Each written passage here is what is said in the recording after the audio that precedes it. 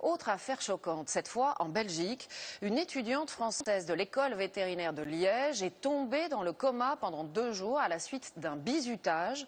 En fait, comme elle ne buvait pas d'alcool, certains autres élèves l'ont forcée à boire une quantité très importante d'eau. Le recteur de l'université est effaré par cette méthode. Il envisage d'exclure purement et simplement les étudiants responsables.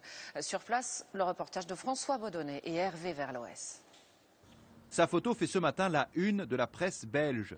Cette étudiante française à l'université vétérinaire de Liège a été victime d'un bizutage qui a dérapé.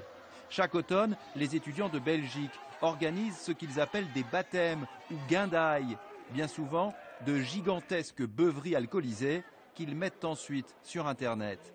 Samedi dernier, la jeune femme originaire de Saint-Étienne aurait refusé de boire de la bière. Et c'est donc une grande quantité d'eau que les autres étudiants l'auraient forcée à boire, peut-être 10 à 15 litres.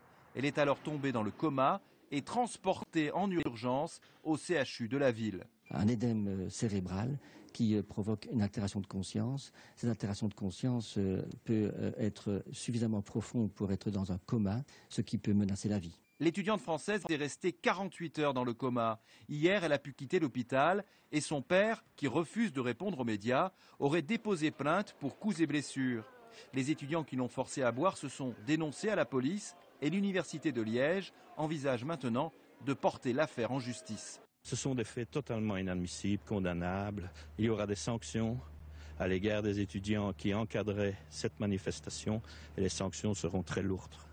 Chaque année, au cours des centaines de bizutages qui ont lieu ici en Belgique, il y a régulièrement des blessés et parfois même des morts, mais il n'existe aucune loi sur le sujet. C'est à chaque université d'encadrer cette pratique.